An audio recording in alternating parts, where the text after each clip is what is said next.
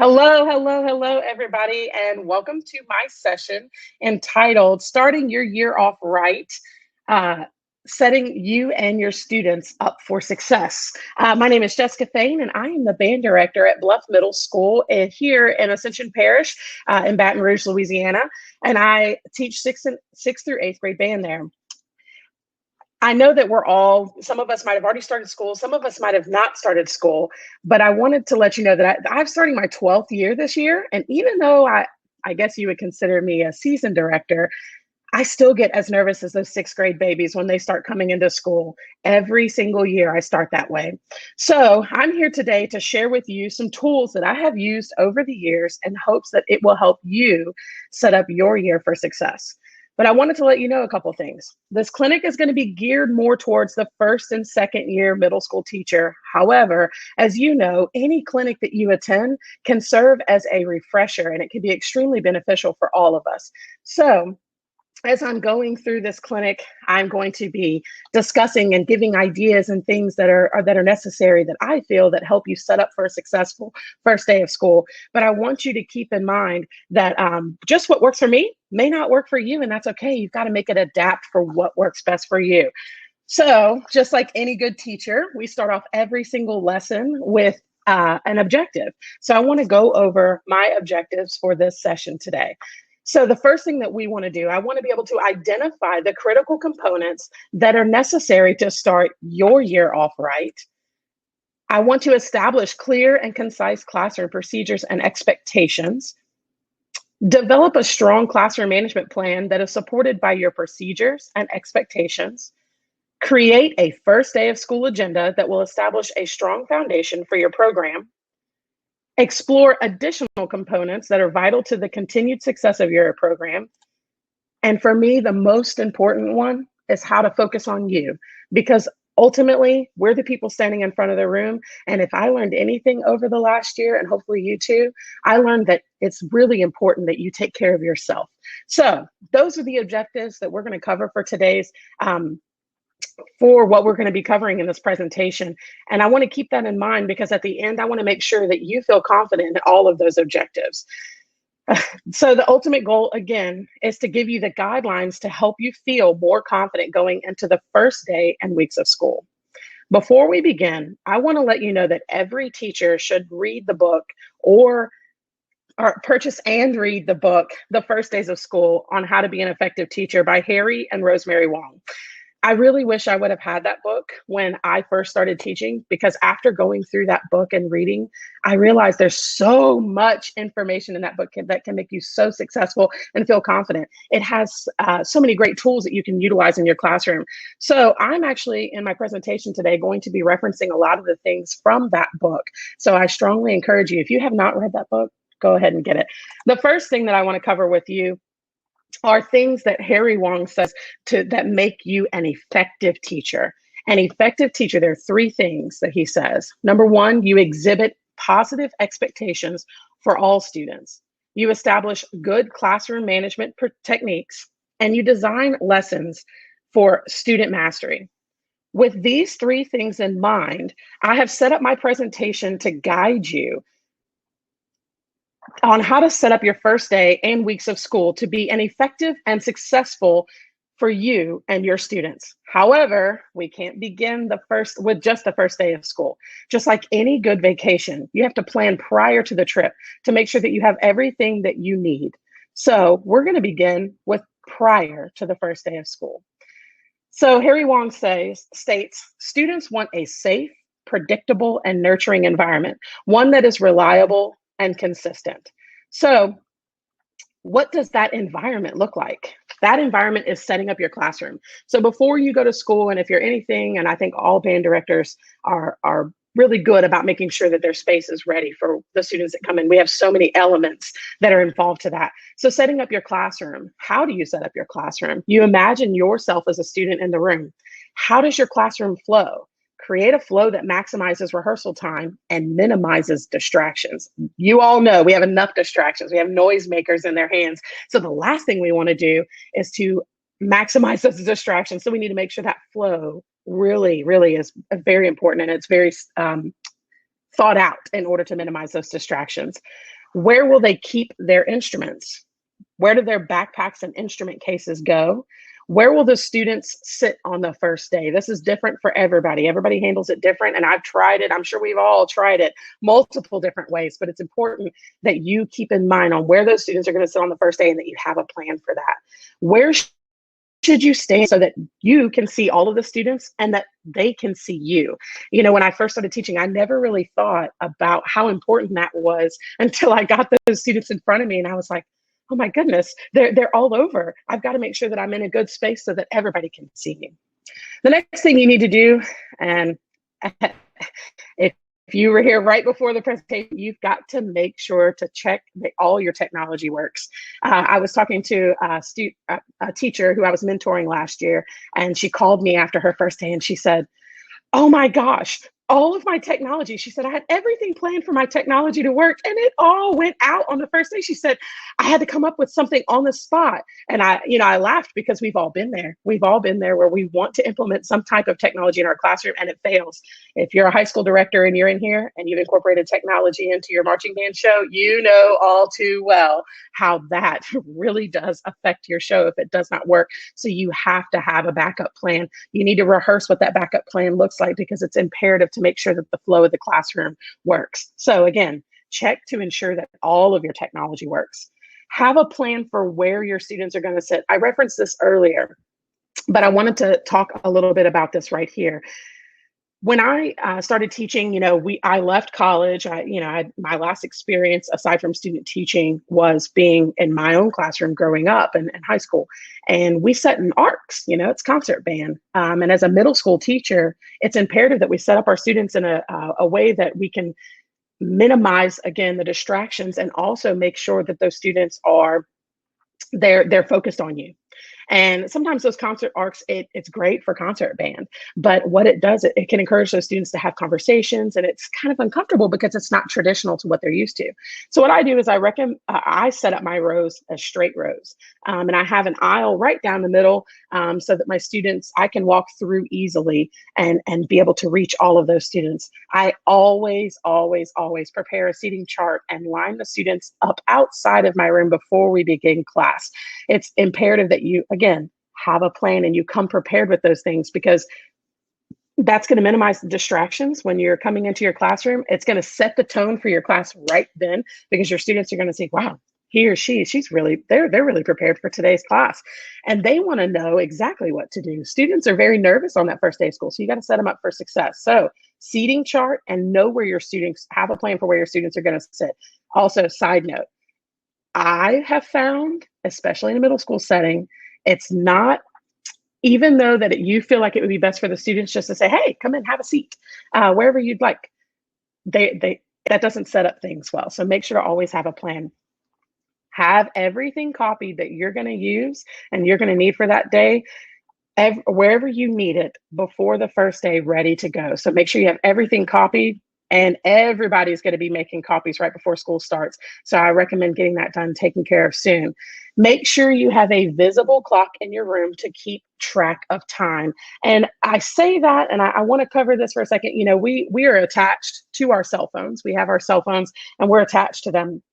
But I don't utilize that as my timekeeper in class as far as checking the time.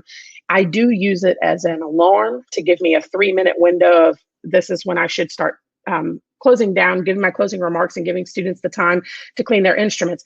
However, I do not use my phone in class because if the students are expected not to have a phone out, I don't want to have my phone out. So I have a clock all the way in the back of my band room that I can see the entire time I'm teaching, and I check frequently.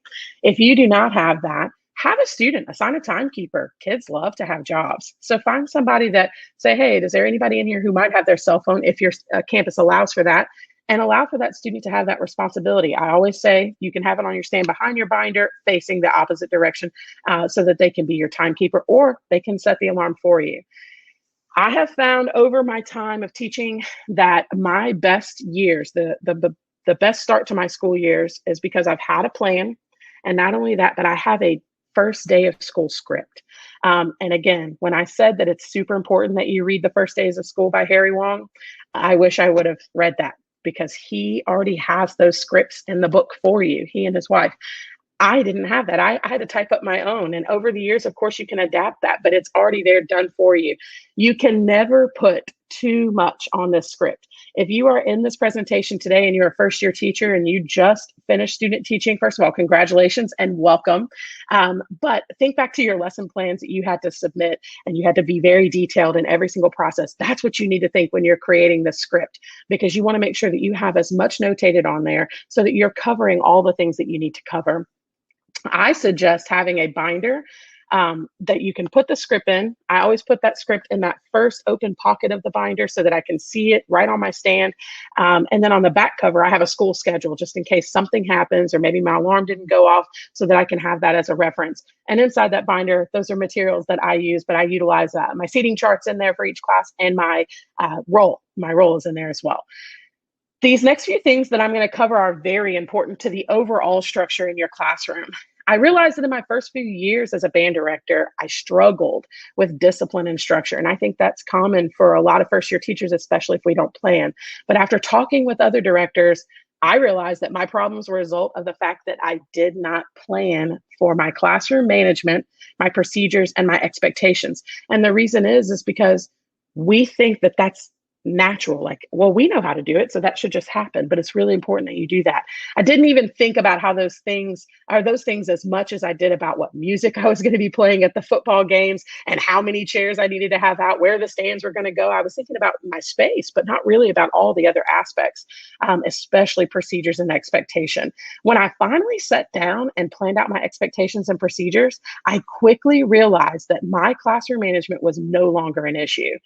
So in addition to setting up your classroom prior to the first day of classes, you also need to plan out your classroom expectations and procedures. So again, if you're here and you're a new teacher and you're like, wait, I didn't think about that. Oh my gosh, you're in the right spot.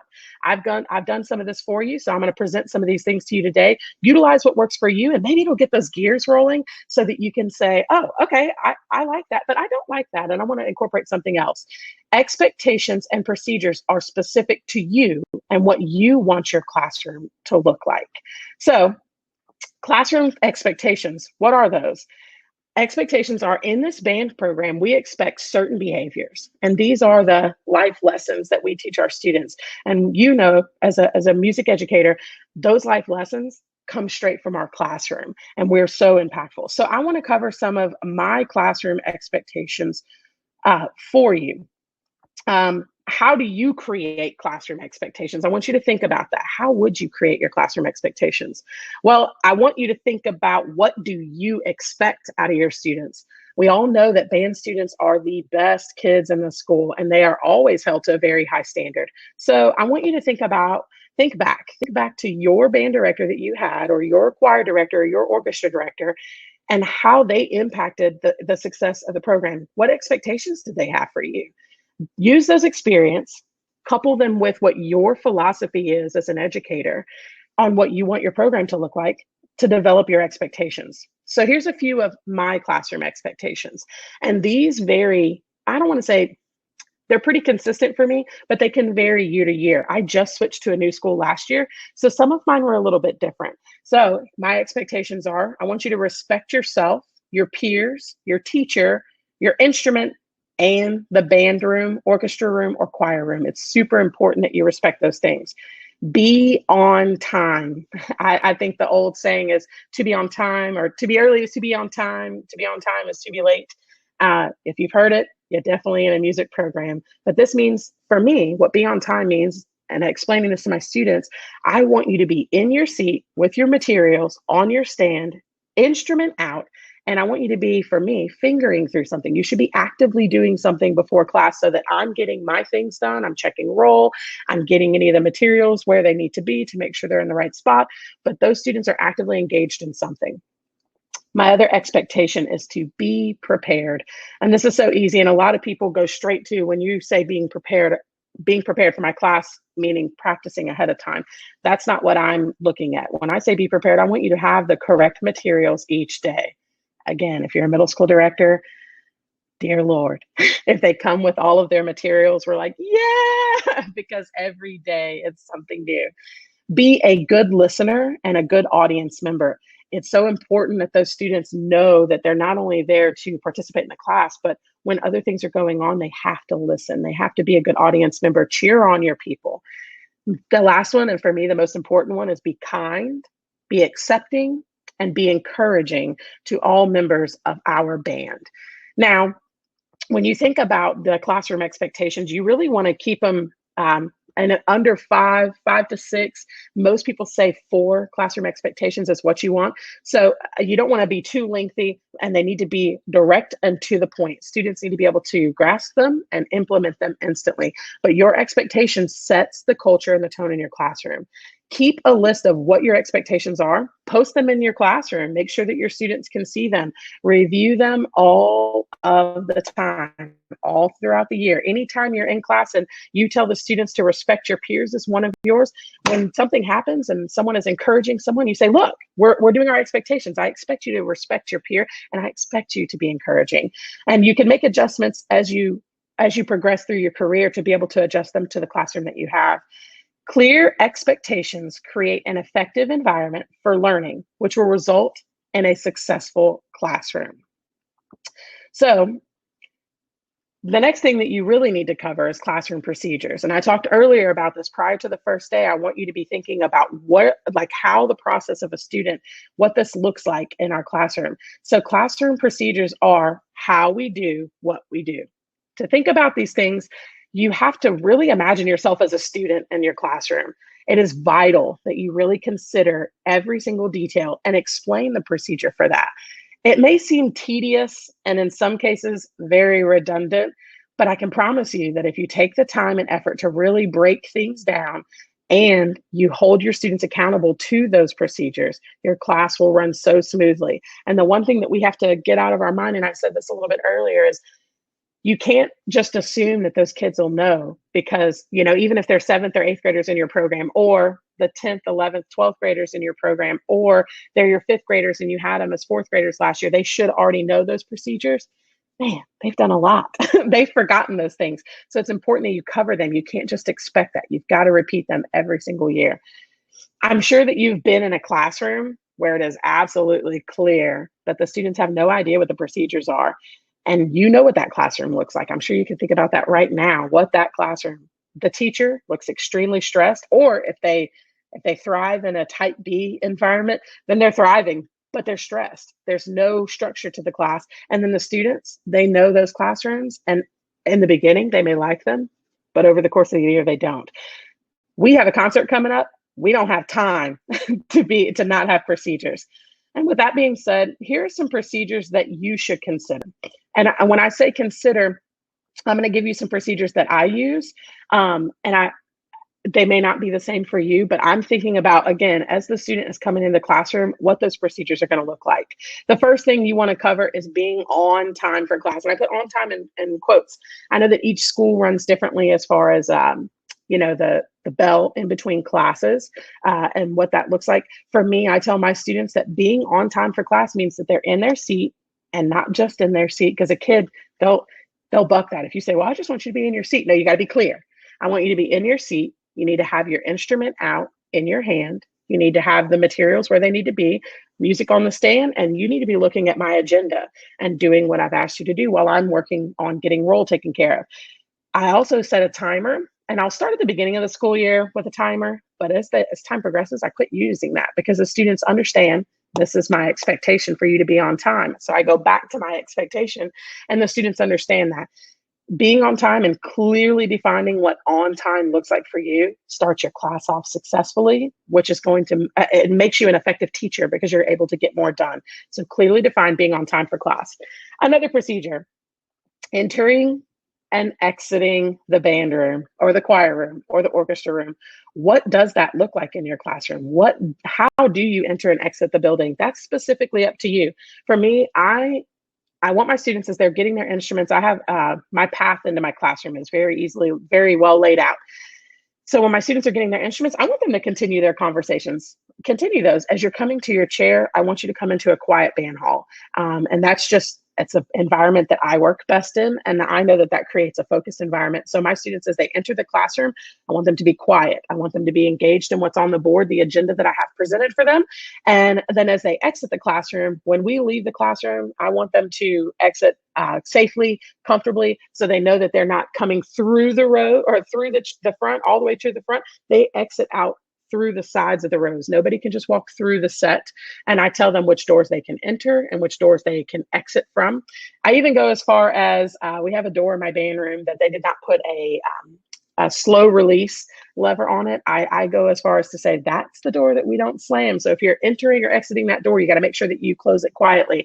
But clearly lining out what the entering and exiting the classroom, and not just lining it out, but practicing and rehearsing that. I rehearse those things pretty often, especially after Christmas. I cover that again, and I make sure that those students know what that looks like. And you only have to do it for a little while, and then they're going to be doing it. But if they revert back to old habits, you refresh, you go back over that again.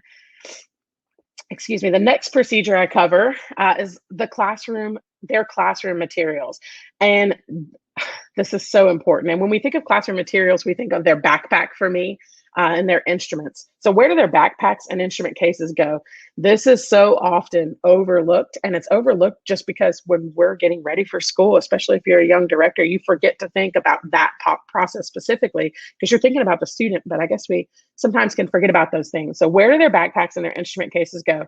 For me, I have it structured that my backpacks go on the left side of their chair and their cases go on the right. Now, at my previous school, I had the luxury of students being able to put their backpacks out in the hallway, and I loved it. Made my set clean. I didn't have to, I didn't have a bunch of clutter because that's too much for me. But I don't have that luxury now. So I put them on backpacks on the left, instrument cases on the right, and it works for me. If that doesn't work for you, find out what does work for you. Maybe put the backpack underneath the chair if you don't like all the clutter. And I found that because I was concerned putting backpacks next to the chair that students would be, it would require or it would be a distraction for them. It's really not. I didn't have an issue with that at all. And mostly I would assume because I'm keeping them going in class. I don't have time to dig in their backpack. I mean, it's nonstop. So backpacks on the left, cases on the right. And I address that all the time, especially if I look out in the ensemble. And little Johnny, of course, he's got it switched. And I'm like, guys, backpacks are on then. They say left. So make sure you have an idea and a clear plan for where your classroom materials are going to go. In a dream world, like I said, I'd love to have those things outside in the hall or on the perimeter of my room or in my instrument room, but I like having them next to their chair. So if they do forget something or I need them to write that day, they have it right there. The next procedure that I would cover would be what happens before you make your first sounds, before you start your instruction. What does that look like? For me, I think about what should they do when they first sit down in their chair. How does your class start? How do you want your class to start? I know that some people like the students to be actively engaged in music and they're okay to like warm up and play on their own. For me, I do not have my students play before I begin class. Instead, I have my daily agenda posted up on the board so that the students know what they need to have out for that day, and they'll look up, and you have to reinforce that every day. They'll look up and they'll get their materials, and my students know that whatever's on the agenda comes out of a sheet protector and onto the stand in that order. And then I expect them to make sure that while I'm taking roll, I want them to be going through, like I said earlier, I want them fingering through something that we're going to be covering for that day. What they don't know is that they're practicing. They also don't know that that's giving me the opportunity to take roll in peace, and I'm getting them focused for my classroom. So just a side note, and I want you to think about this. When do you start taking questions? Most kids, you know how they are. They'll walk into your classroom and they're like, Miss Fain, hey, Miss Fain, hey, Miss Fain, I got to tell you something. Or, hey, Miss Fain, I don't have my saxophone. Hey, Miss Fain, what's blah, blah, blah. They will constantly ask you questions. So for example, if my students don't have their instruments, I've set up that procedure as well. They know that if they don't have their instruments, they go grab the materials that they need, which is they have a sheet that they have to copy in class, and different philosophies, different people, but I have them do that. They go grab that. I never hear about it. I see them without their instrument during my roll. I notate that in my roll book. But those students know that they cannot walk into my classroom and ask me questions at all until after I've taken my roll. And I'm very clear with that. And they know that I'll still have students try to ask questions, and I'll continue to doing what I'm doing. And then somebody will say, hey, not yet, man. She's not ready. So they must follow the agenda and they must make sure that they're doing what is on my board until I've greeted them and say, hey, good morning. And then that's whenever the students can ask questions that are necessary. The problem that we do run into, that I have run into, is when students have a slip to go to another class. Again, you clearly communicate with the students. If a teacher asks you to go to another class, you've got to wait till I take roll and then we'll do that. For me, that works. And I would strongly encourage you to not be afraid to limit the number of questions that you have students asking. And the reason why I say that is you're always going to have that student that's going to be the the constant questioner. My kid last year, we're going to change his name for today, but we're going to say Jackson, my little saxophone player. He would ask me a lot of questions in the beginning of the year. And I was kind of understanding at first because we're learning a new instrument. But then he got a question limit and it was fun. I would give him 3 slips of paper at the beginning of class. And when he'd ask his question, I'd grab him off the stand and he'd go, no, because it wasn't a question that he needed to really ask. He was wasting that question slip. The next procedure that I would cover would be instruction and rehearsal. So what procedure do you have for when you're giving instruction and or when you're in a rehearsal? How do you want the students to sit? What does that look like? What do you want your students' band posture? For me, what is that band posture? And I'm going to steal somebody, Mickey Smith. Mickey Smith has a great chant that he does with his students. He tells his students to sit tall, let the shoulders fall, make a meet in the back, and put your feet down flat. He has his students say it back to him. I started using that with my kids. How about this? They get to shout back at you, and then they're doing exactly what you're telling them to do. So come up with a chant. Make sure your students know how they're supposed to sit in your class, how to stand in your class, and that's what they should look like when they're receiving instruction and rehearsal. What are they going to be doing while the teacher is working with maybe another student? And I want you to consider a student or a section. What are those students supposed to be doing? And if you're an experienced teacher and you're in here today, you're thinking, well, they know that while I'm working with somebody else, they need to be working on something else on their own. But what does your procedure look like? If you don't clearly communicate that, the kids are going to question. They're like, well, what do I do? Some kids will just sit there because they're like, whew, I need a mental break. Some kids will start having conversations, and that's where you run into problems. So it's extremely important that you make sure you clearly communicate that, which brings me to my next thing. Consider this. Do you allow talking during your instruction setting? If you're working with a smaller group, are they allowed to chit chat with one another? So you need to make sure that you clearly identify those things. Another one that I didn't consider early on in teaching was how to turn in papers. And goodness, that is super important, and it should be able to be achieved. You can do this and achieve this without having the students talk. So it's really important that you communicate this. So what is your process? Think about what your process. For me, I have my students pass everything down from left all the way to right. And as they're passing it in, they're putting their paper on top of the person's that they just received it from. The person on the end receives them. They make sure that everything is facing the correct direction. For me, I'm super type A.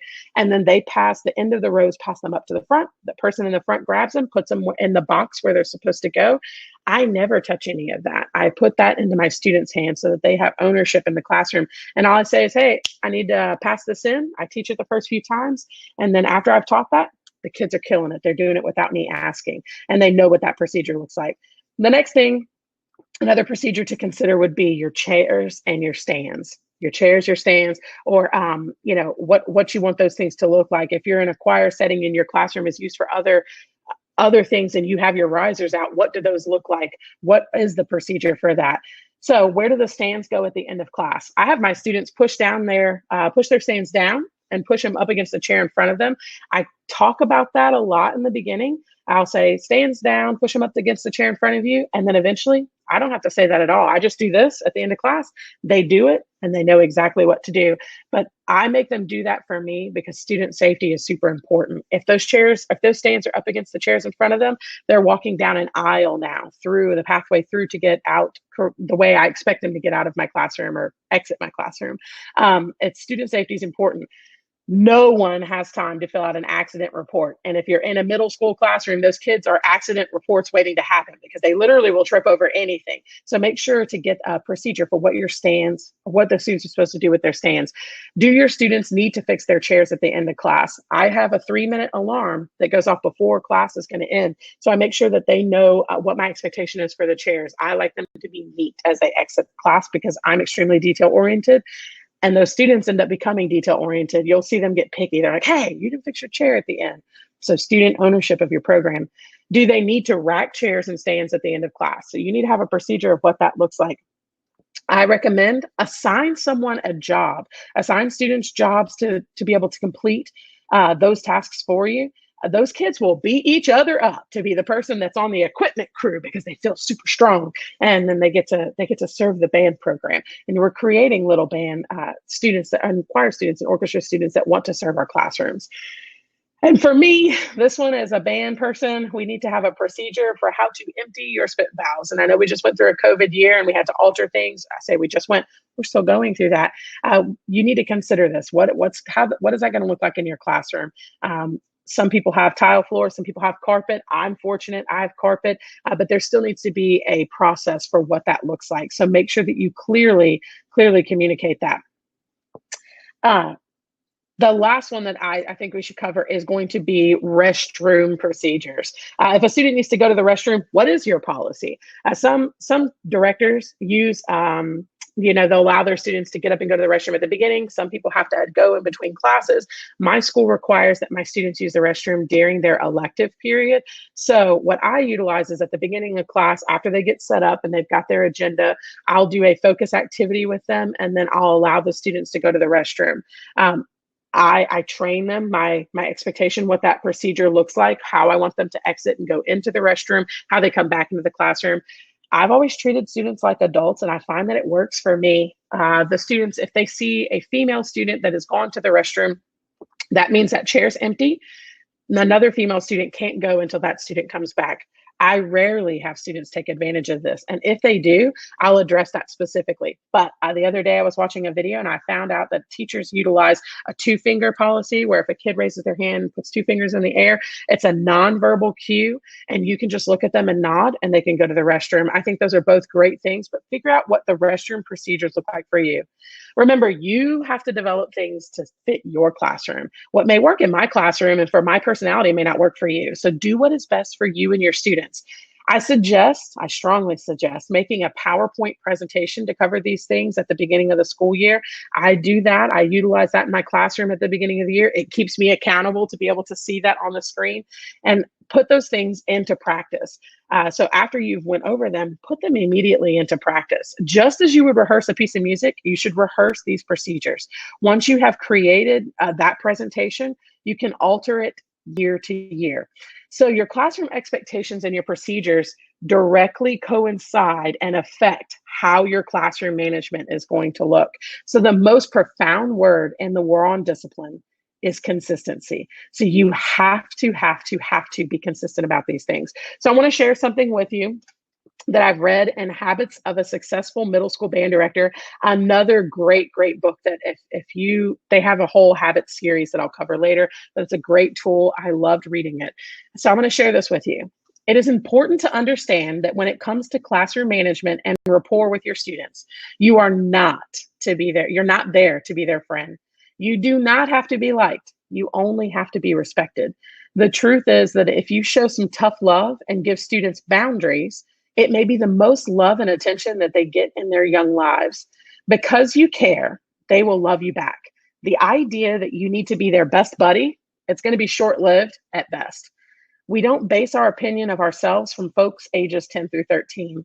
We are the adults, and we are there to guide them. If you're honest with your students and give clear signals of intent, they will follow you to the moon and back. If you never stop believing in them, they will believe in you and think that you're a great teacher. I really wish I would have read that when I first started teaching. And I know I've reflected on that with the Harry Wong book. I wanted my students to like me. As a young director, I was like, oh man, if the kids like me, I liked my band director. That didn't mean he liked me. I wanted my students to like me. And I thought that if my students liked me, then they'd work for me. I've since then told my students, I love you, because I do. We all love them, but I don't need any more friends. And I tell them I have plenty of friends on Facebook, some of which aren't really my friends. And whenever I say that, they're like, oh, Facebook's for old people, which that's debatable. Students are masters at figuring out when you will slack off and let things slide. They know when you're like how to manipulate you. My students have tried to figure it out, and I've tried to get really good at figuring out when they do that so that I can stop. But once they figure it out, they're going to do this over and over. And the result will be continuous frustration on your part. The old saying, you give them an inch and they're going to take a mile. We all know that that's so true. So what I want you to know is that you've got to be prepared each and every day. That's how you're going to manage your classroom, your expectations, your procedures, and being prepared.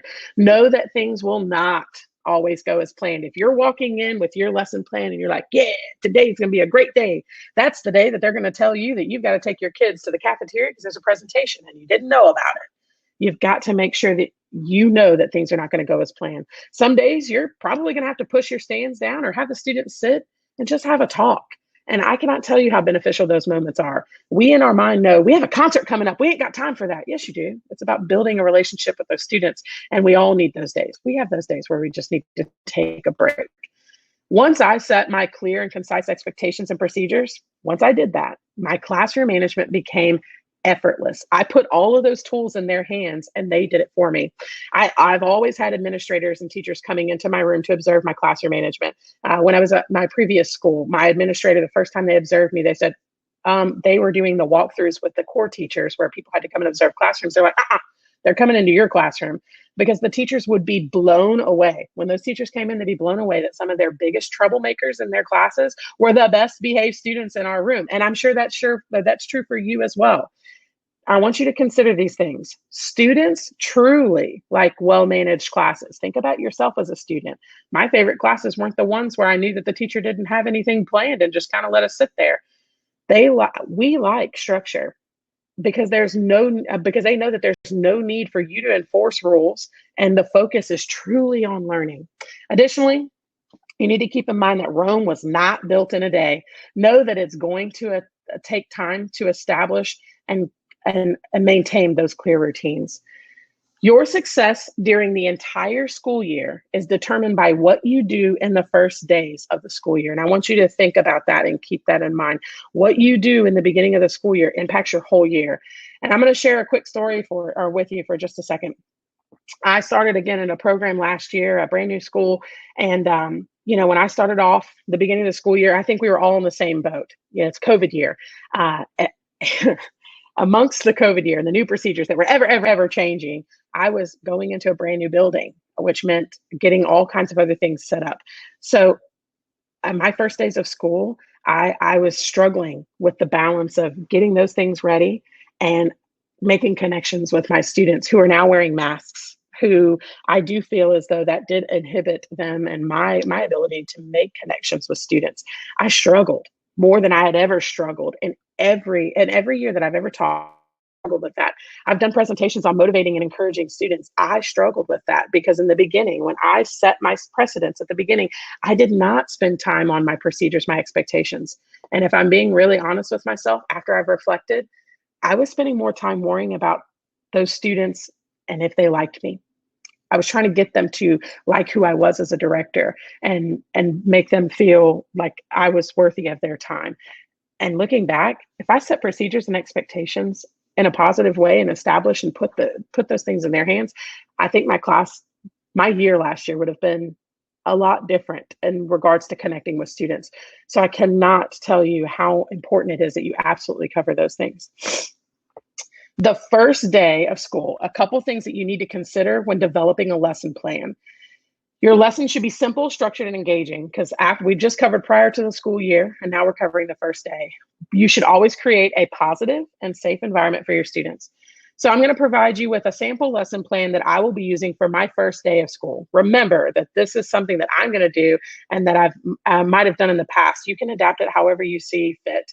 This lesson plan will also look different across each grade level. So what I cover in my sixth grade class is not going to be what I cover in my seventh and eighth grade classes.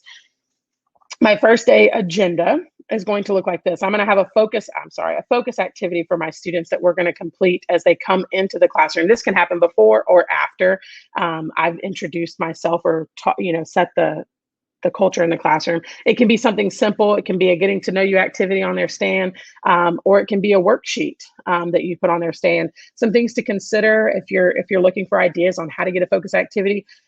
You can do the getting to know you, or you can do a would you rather activity, something that's kind of fun because the kids are doing getting to know you activities in every other class. Those are great things and tools. You can maybe do that on your second time seeing your students and not the first day. So think of something creative. The next thing I'm going to do is I'm going to introduce myself to the students. And though that seems very, it seems like it's natural, we should, sometimes we forget about those things. So again, go back to that planning. Make sure to introduce yourself. Tell them a little bit about yourself. And trust me, they actually do want to know something else besides the fact that you're going to be teaching them band, choir, orchestra that year. Let them know that you're human. Connect with them. Take that time to establish a connection. The next thing I'm going to do is I'm going to cover and have an engaging activity. I do, everybody operates differently, but I do enjoy having engaging activities in those first few days of school because they're coming back to structure. We are going to present that structure to them, but I think it's also important that we establish that our classroom is going to be a classroom that they chose to be a part of. And I want to make sure that they're enjoying that. My sixth grade engaging activity this year is going to be a nameplate activity where I have a piece of paper for them to write their names on. At the end of this presentation, I'll have a slide with a tiny URL that'll have all of these things in a Google Drive folder for you to be able to utilize and access if you would like that. I actually got this from a band director here that she utilizes this, but this is an opportunity for you to get a name for those students so that they can put it on the front of their stands so you can learn the names of the students in the first few days of school. So sixth grade is a nameplate activity. Seventh and eighth grade, I'm going to cover what I like to do is my band goals activity. For my band goals, I think it's important that my students have ownership in the program. So we go over as a group an activity sheet that covers goals that they would like for themselves, for the band. And then additionally, this year, I'm actually going to work with them on their grow statements. So because I facilitate a classroom where students are constantly giving feedback to one another. And that was one of the things that I noticed my students weren't comfortable with last year. So in addition to my band goals, I'm going to have the grow statements in there as well. I use this opportunity to do the goals for us to, as a class, to discuss what do we want our school year to look like. There's things that, of course, we as directors, we know we've got to get these things done, but this is their classroom. They elected to be in your class. So it's important that you make sure that you see what they want out of it too. And again, it creates a comfortable environment where they have ownership.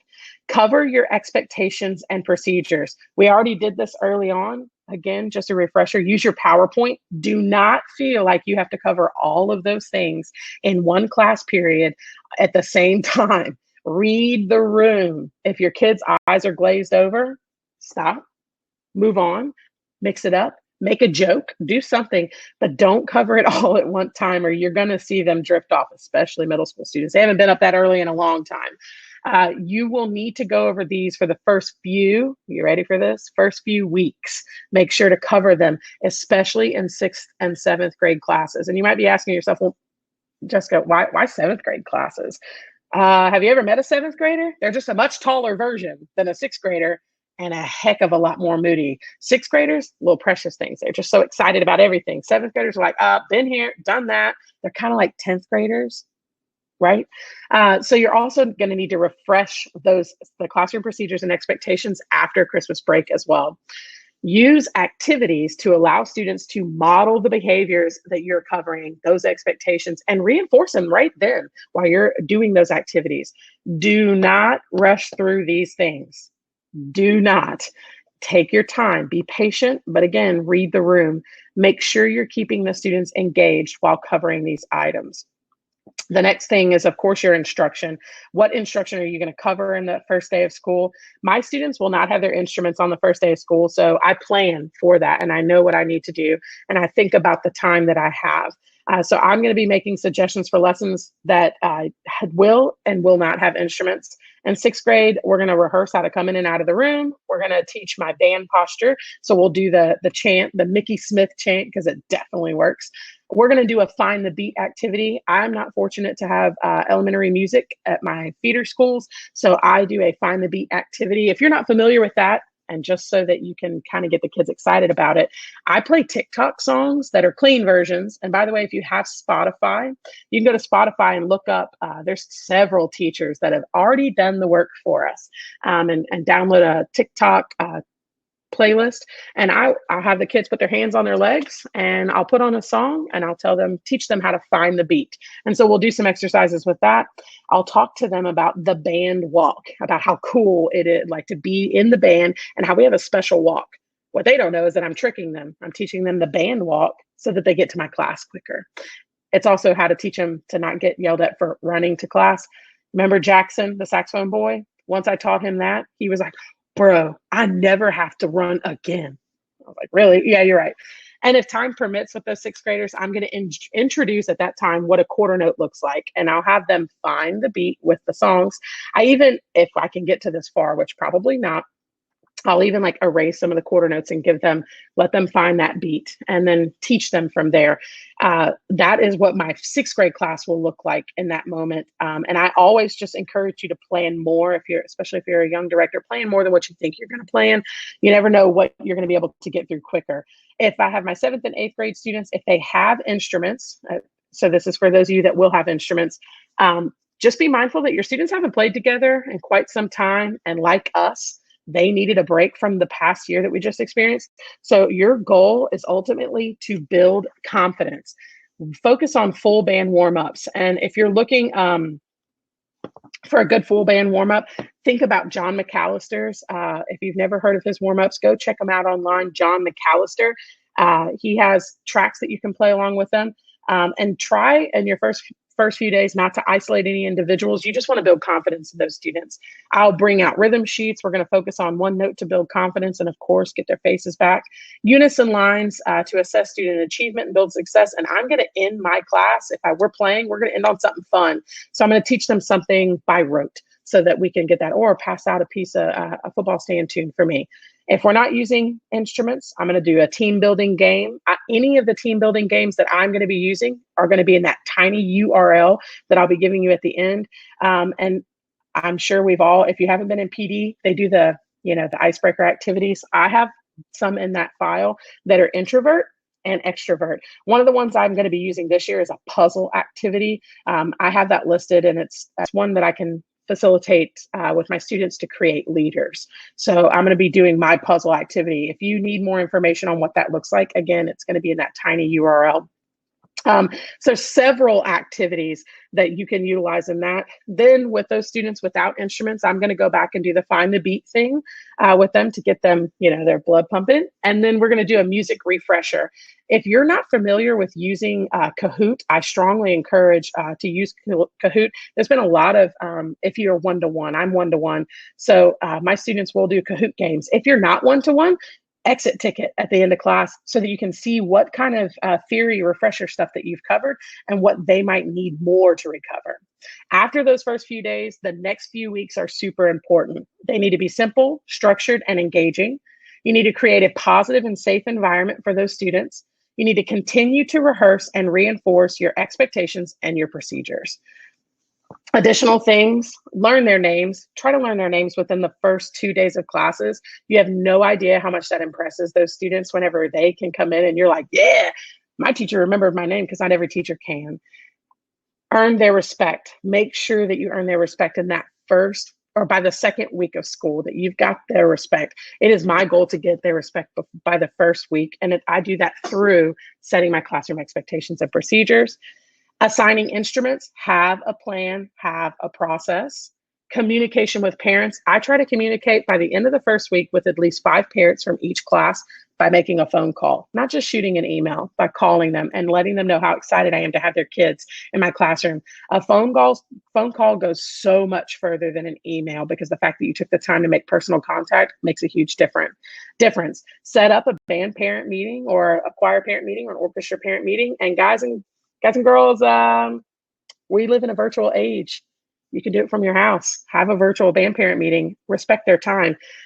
Most importantly, put a smile on their face. Make sure that you've got a smile. And I know we'll be in masks again, but you can see the smile in their eyes. So make sure to put a smile on their face in those first few weeks of school. You want to make sure that they're laughing and enjoying your class. Establish a connection. Get to know your kids. Talk to them as they come in and out of class. Ask them how their summer was. What have they been up to? What they've been doing. Focus. The biggest thing I wanted to cover in this was to focus on you. Don't forget to be the person you were before you landed this job. What were your hobbies? What did you do?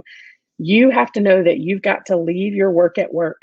If anybody's in this presentation right now and they know me, they're going to be like, really, Jessica, you're telling people to do that? That's not what you do.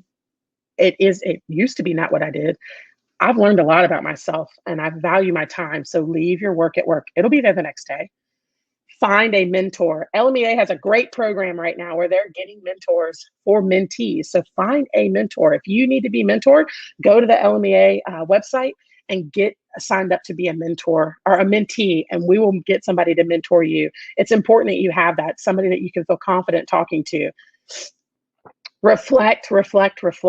Right at the end of the day, reflect about your day, things that you want to change. I wish I would have done this early on in my career, because I can go back and read through those things. When I sit down and reflect, I cannot tell you how much fun it makes me feel, or how good I feel after I've reflected. Personal mementos. I literally just did this the other day. I was having a rough day while I was at school, and I was pulling out, I have a folder with all the letters that students have written me, cards, pictures, those kinds of things. Save those for when you have a bad day. Go through them. Additional resources, social media, podcasts, and books. I'm not going to go through these. You'll see them here. These are great for you, great tools, great Facebook groups to be a part of. There's a lot of great ones on here. The one that I didn't put on here is Google Classroom Facebook group. Great group, especially if we have to go back virtual. I utilized a lot of the tools that I got off of there. Podcasts. I listen to this on the way to school in addition to NPR, but I utilize this to kind of get a brain break a little bit. And I enjoy, my favorite one is After Sectionals, but podcasts. Here's some books I referenced today that I think that you should definitely have in your classroom or in your personal library. The Habits of Successful books, The First Days of School, Teaching with Passion, Purpose, and Promise, and the Dick Floyd book, The Artistry in Teaching and Making Music. It's a great book. So as every good teacher, we started with the objectives. At the end of this presentation, it was my goal to make sure that you clearly, I was able to give you the tools to meet these objectives. So have I done that? Do you feel more confident? And I hope that you do. I want to say thank you to LMEA for giving me the opportunity to present here today. I would like to thank Brett Babineau and Dr. William Irvin, for believing in me to be able to have this opportunity to present. And I spoke earlier about a mentor and the importance of having a friend and someone to vent to. But I'd also like to thank my best friend, colleague, and friend, Elisa Hudlow, for being the moderator today, but also being one of the people that I can always lean on and talk to after a rough day. So thank you guys so much. I hope you have a great school year. You are now empowered with the tools to lead your students to have a successful year. Have a great school year.